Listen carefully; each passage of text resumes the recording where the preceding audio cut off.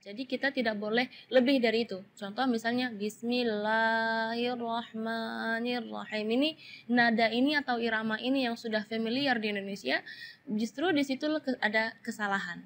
Kesalahannya di mana? Bismillahirrahmanirrahim. Assalamualaikum warahmatullahi wabarakatuh. Perkenalkan, nama saya Nabila Abdurrahim Bayan. Mungkin sudah tidak asing lagi ya, alhamdulillah.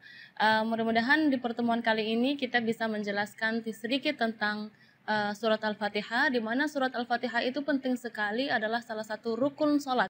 Di pertemuan kali ini Nabila akan sedikit menjelaskan kesalahan-kesalahan yang sering terjadi saat kita membaca surat Al-Fatihah. Gini ya, setiap orang memang beda-beda. Yang bagusnya ada kelebihannya, memang ada kekurangannya, tapi dalam melafalkan huruf-huruf Al-Quran seharusnya kita 100% seperti bagaimana Rasulullah Shallallahu Alaihi Wasallam membaca.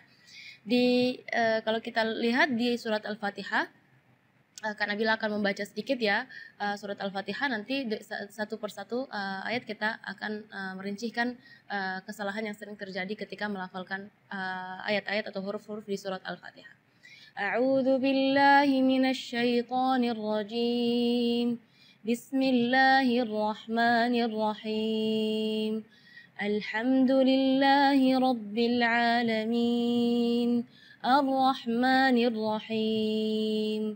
Maliki yaumiddin. Iyyaka na'budu wa iyyaka nasta'in. Ihdinas siratal mustaqim.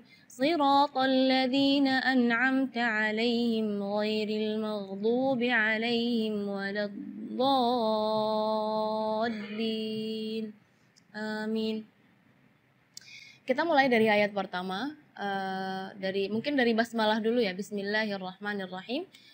Dalam basmalah tersebut yang perlu kita perhatikan adalah mad-madnya. Jadi secara umum mad tabi'i itu 2 harakat. Jadi kita tidak boleh lebih dari itu. Contoh misalnya Bismillahirrahmanirrahim. Ini nada ini atau irama ini yang sudah familiar di Indonesia, justru di situ ada kesalahan. Kesalahannya di mana? Berlebihan dari segi madnya. Jadi bismillah itu kepanjangan. Ar-Rahman, Ar-Rahim. Itu Ar-Rahman terus bismillah juga, di situ terlalu panjang. Seharusnya Bismillahirrahmanirrahim. Jadi dua harakat. Lanjut ke ayat pertama, Alhamdulillahirabbil alamin. Di ayat yang pertama ini Kak Nabila ingin menekankan huruf-huruf yang sukun seharusnya tidak kita berikan qalqalah. Misalnya alhamdu, jangan ala.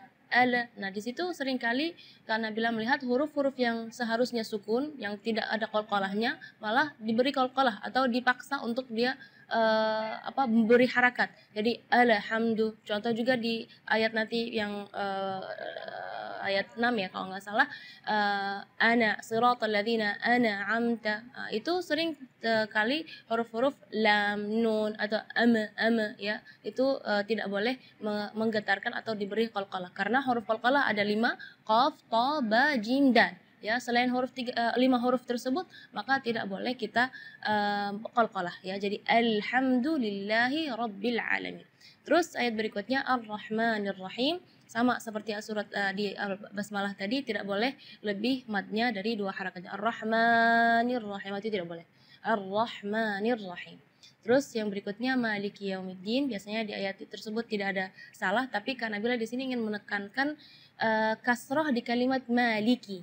Itu kadang-kadang ketinggalan karena pengen buru-buru saat membaca Al-Fatihah dalam sholat, jadi Maliki Yaumiddin kedengarannya sukun. Maka ketika kita membaca Maliki, kita perhatikan kaf kasroh di huruf kaf, harus kasroh yang sempurna.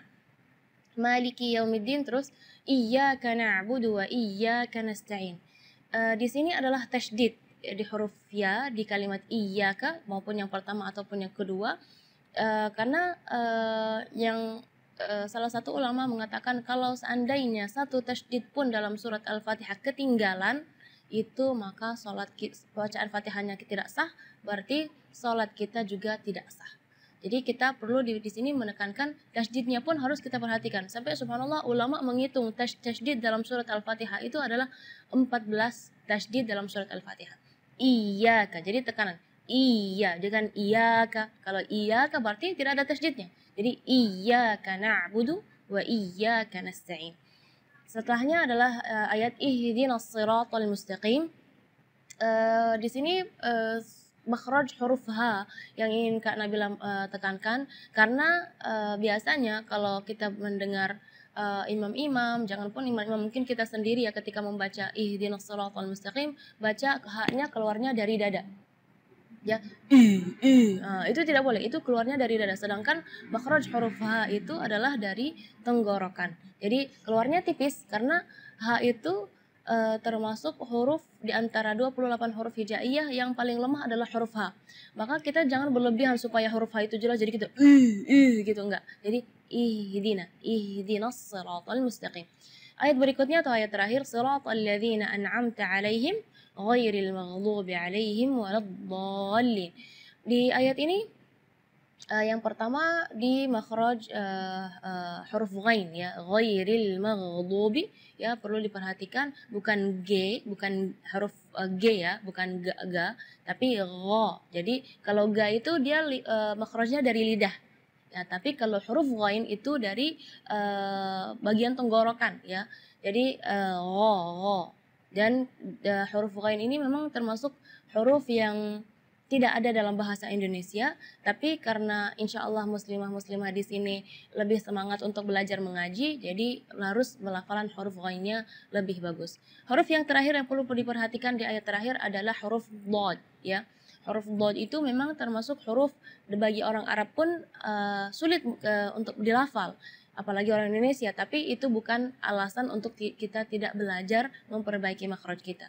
Walau do ya, huruf dhad itu keluarnya dari pinggir lidah maupun yang kanan ataupun yang kiri atau dua-duanya.